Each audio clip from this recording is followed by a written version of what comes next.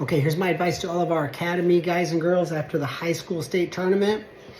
It pretty much hasn't changed. So we want to focus on the core skills of wrestling, constant drill time. I think 3 practices a week, at least 2. 3 practices a week of mastering the core skills of wrestling. The best ways to score from the very common positions. For example, your opponent's going to get to their feet about 4 times a match. I've counted all this out. A decade, 25 years ago. So you want to have 2 to 3 ways to score from there that you master, and that's what we do at our academy. That's the reason, we've had 91 kids sign college scholarships in the past 5 years. But you want to keep doing that, so you want to be in our academy rooms 3 days a week, and if you can't make it 3, fine, then go 2. And if you say, I can only go 1, okay, then go to your high school practice, your high school, after school, get into that wrestling room and get another day a week on your own. You've got to be in the wrestling room, lifting weights 3 days a week. A serious weightlifting program. We're not just getting a workout in. I hate that phrase. No, I go into the weight room. I have my headphones on. Anybody that talks to me, I scowl at them. I have a stopwatch. And, there's a 2-minute rest in between sets. And if I'm doing heavy lifts, all right, little warm up, then I'm going, 3 sets of 5. Maybe certain times of the year you may go 3 sets of 8 to 12. But generally speaking, we want to kind of keep it heavy, right? And so I set my stopwatch, 2-minute break. Someone says, hey, can I work in and get a set? No, go somewhere else. 2 minutes are up, I get back down, I hit another set. And like I said, generally speaking, this is very general, after 6 weeks of heavy, you might go 2 weeks where you are doing 4 sets of 8 to 15 reps. You do that for a couple of weeks, then you go back heavy. But it's organized. I have a weightlifting plan that I follow. The wrestling plan, you don't need one. We've got it. It works, okay? And if you're a serious high school wrestler, you should be in the world-class wrestler program. That's a 6-page drill plan. And there's competition camps that come with that. You need to go to the competition camps. You say, well, I can't make all 10. Fine. Can you make 4? How about you say, well, maybe you come just on Sunday. Anybody that does competition camps, I don't allow them to only come to 1 day. They can't. Stay gone. It's not for you. But you, world-class wrestler program members, yes. You can say, I'm going to come just on Sunday because maybe you have a job on Saturday, or maybe you have a freestyle tournament, or maybe you just don't want to go that much because you're wrestling 3 days a week with our academy. I get it. You don't need to overdo it either. But I definitely would get into the competition camps, even if it's just 1 day of those. You might even say, I'm coming in Saturday for practice number 2 and practice number 3. Then I'm getting out of here. That adds up. That's good. So I would like to see our high school kids take more advantage of the competition camps. Get to wrestle kids from Canada and Connecticut and Arizona and California and Iowa and Oklahoma, Indiana, Michigan. I mean, why would you not come and do that? So I like this. 3 days a week of wrestling, 3 days a week of lifting, 3 hours a week of listening and reading the sports psychology side of sports. Not motivation. You don't need motivation, okay? And in fact, I think whenever you listen to motivational stuff, you get motivated, and then, it's time to get back to class, it's time to go to work, it's time to go to bed. I think you should avoid motivational stuff. And you get too much of it, and you don't need motivation. You need to keep it trapped inside, and then you release it in the weight room, okay? But I'm talking about how the mind works,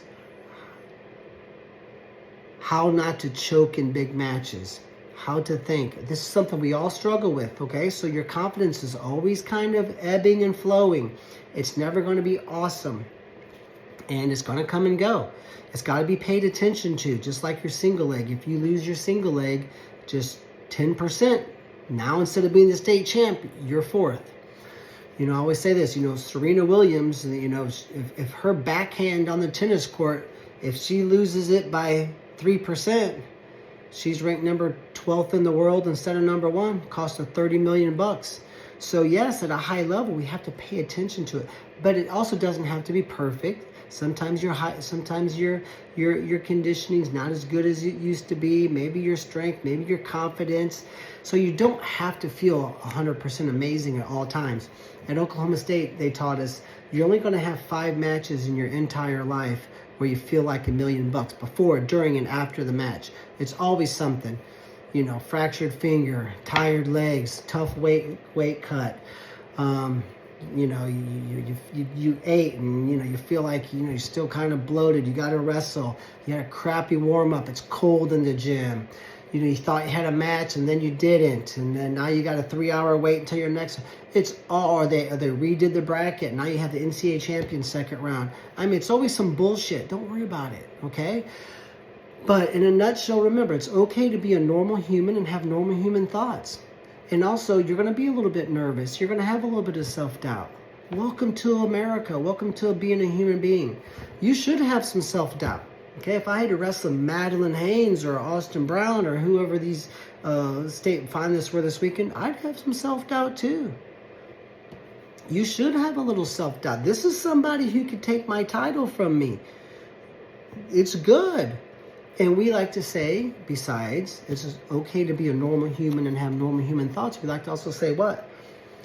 Being nervous is a call to action. It means my A game is required. It's not a bad thing. So if I had to wrestle Jason, the JV kid, I'm not nervous because I know I'm going to throw him down and pin him anytime I feel like it. Then I have to wrestle, you know, Colin Weiss, who got 4th at state, who looked like a monster this weekend. I'm very proud of him. I'm like, dude, this is a tough dude. And I'm nervous. And so I think something's broken. I think I'm injured. I think something's wrong with me. No, it's a call to action. It means my A game is required because I have a guy that's you know, wrestling really hot and he thinks he can beat me, and this is a guy that could take me out. My A game is required. Don't you think it's a good thing when you're a professional baseball player to look at the pitcher who makes $40 million a year and say, that guy could strike me out? It's good. It's good. Yes, it's time to get serious. This is a great opponent. So when you have a great opponent, it should bring out the best in you. And, you know, as a wrestler, I never struggled with having a great opponent. I wrestled so good, the better they were. I always struggled with a good opponent who I couldn't destroy, but I knew I should beat by, you know, 3-4 points. I wrestled terrible against those guys. And I have learned over the decades that I'm kind of the weirdo, the oddball, because when I had a great opponent, I was like, okay. My dad would grab me by the arm and he'd say, hey, this is a competitor. You better be ready. And he'd walk away. And I'm like, okay. And it was kind of like a slap in the face. But there is a little bit of nervousness attached to that. But see, that it's a call to action. It means my A game is required. Okay? So I want to encourage you guys to study and listen. Just go to YouTube and listen to, you know, just type this: how to perform under pressure, how not to choke in competition. I mean, just other stuff's going to pop up, and just spend time listening. Listening to the famous women and men wrestlers. They give a lot of their secrets away. Listen to the Cael Sanderson interviews. You don't need to watch a lot of wrestling, live wrestling on YouTube. Listen to these people. Thomas Gilman gives all of his secrets away. You haven't even listened to the guy, some of you, okay? So, you know, wrestle 3 days a week. And sure, you want to build in some weeks off. Like, hey, you know, I've been this 5 weeks straight. I'm taking a week off. You know, I might do some light lifting. You might say, it's real nice outside. I'm going to go for a run. Okay. But it's nice to build in these 7 days breaks where you just take a week off. Okay. I won't get mad. I want you to train really hard, take a little rest. Train really hard, take a little rest. And if you get some great books, I've got 4 that I think are very good. One is The Art of Mental Training. It's pretty good. It's not great, but it's really good. But there's one is Mind Gym. That's a good one. Our little book is actually very good. It's just a culmination of stuff that I've learned from talking with you know, professionals. So I mean, you know, it's on Amazon. like 20 bucks, you know. I'm not trying to sell you anything. I think I make $2.75 off of that. But it's very good. There's like famous jiu-jitsu athletes and things who use that. And we've had 3 kids get their senior picture taken with that book because they said it changed their life. Trey Brewer, who helps us with camp, he's an Academy guy. Garrett Starks from North Carolina. And Nick Krug, who wrestled for the Air Force. He's learning to fly fighter jets right now. That's the 3. So that can be a good one. But there's just a lot of books. Get some books and you read it slowly with a highlighter. And then you go back and you reread that book. You just read the highlighted part. Then you do it again. That's 3 times. Now you throw the book down. Then you can grab another one. And over time, it's like marinating a steak. You're marinating your mind with the actions and thoughts and behaviors that produce victory, and what not to do, and what the science says. Now, everyone's a little bit different. Some people like to get really psyched up for their matches. Some don't, right? Stephen Abbott says, I just like to be relaxed and smile. I never like to get really amped up. He was an Olympic silver medalist, 3-time NCAA champ. Kerry Collat was an Olympic medalist, world medalist 4 times, and a 2-time NCAA champ. He liked to get super jacked up and then kind of come down a little bit. I think that's probably the better approach for most of us. But, you know, I think all of us need to remind ourselves to have fun. There's a famous baseball sports psychologist who says, I'm constantly reminding my athletes to have fun. Cale Sanderson says it. He's like, we're going to have a smile on our face. We're going to have fun. And you have to make sure you're having fun. David Taylor says, I want to turn my nervousness into fun and energy. Jason Nolf has a prayer before all of his matches. I want to turn my nervousness into energy, right? So I want to encourage you to have fun. My next graphic in the gym I need to get is remind yourself that you love it. You have to remind yourself that you love it because sometimes it gets hard. You know, Zane Richards, he's one of our Academy guys for a decade. He made the world team. He beat Thomas Gilman, actually. 2022, we had 3 world team members who trained in our academy. Nick Lee, Zane Richards, and then one of the Bronigal boys, one of the Bronigal brothers in Greco. So 3 of our academy guys made the world team. So that was kind of cool.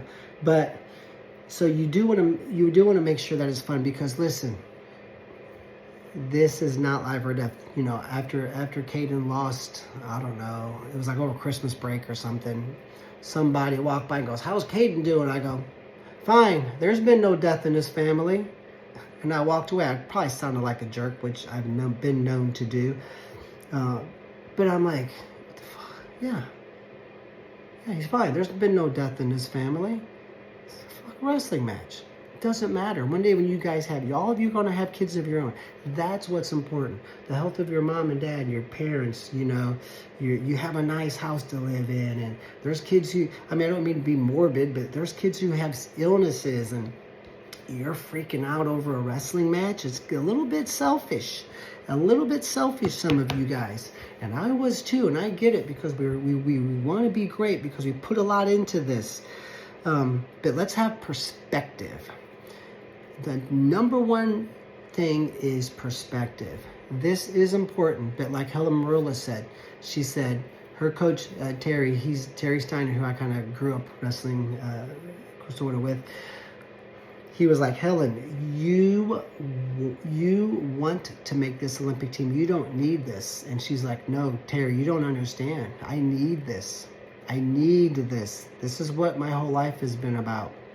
And she's like, and I didn't perform, and I probably should have made that Olympic team. She goes, and I changed my mindset. My desire to win was still there, but I just took a step back and said, I'm going to have a great life no matter what.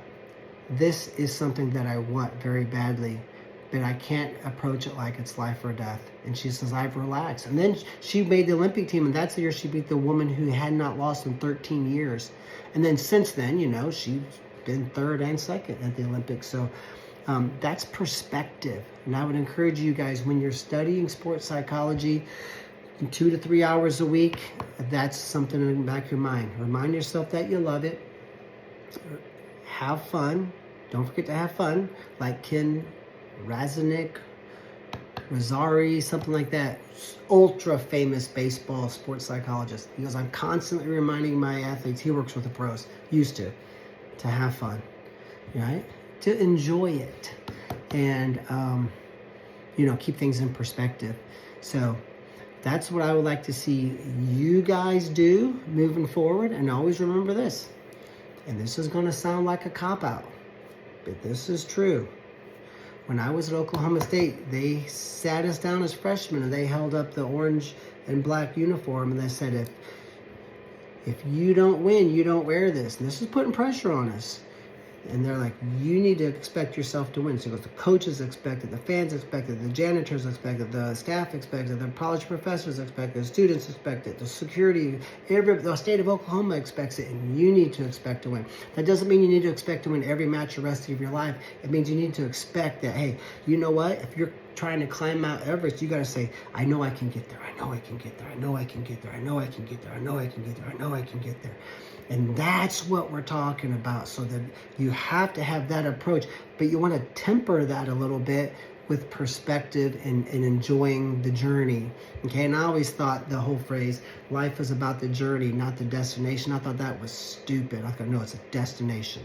It's all about winning. And that's how I kind of live my life, and I'm still love it, but I do understand the other side a little bit. And Helen Marola said it best when she said, I want this, but I don't need this. And I had a friend, Byron Tucker, I think his name was, supposed to win the NCAAs his sophomore and junior year, did not place. Senior year, he won it, and he met with a sports psychologist, and she sat him down and said, what's your life going to be like if you don't win an NCAA title?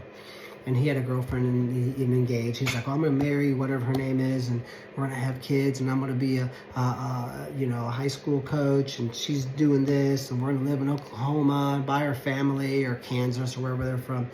And he mapped out his life as not being an NCAA champion, and he realized it's going to be amazing no matter what. And that took some pressure off. And so what is that? That's called perspective, And I kind of look at life in chapters. So your chapters in your book now is wrestling. Some of us will have college wrestling. Then maybe you go in the military. Then maybe you have a job. Maybe then you're going to be a mom or a dad, most of you guys. And then you're going to have a career. And then, you can look at all the chapters of your life and you can say, man, I struck gold a few times. You may never win a state title, but, be a college All-American. You might be a national champ one day. You don't know. You might be the teacher of the year in the state of Missouri. You might make $1 million a year selling insurance. I mean, who knows? There's so many chapters of life. And if you start to look at the big picture, that can kind of help you to have some perspective as well. So I do think 2 to 3 wrestling practices a week, built with a little time off here and there, 2 to 3 lifts a week, following a plan, no messing around, 2 to 3 hours a week, studying kind of like how the mind works and about performance. And I think if you will do those things, you're going to find that, success is going to happen.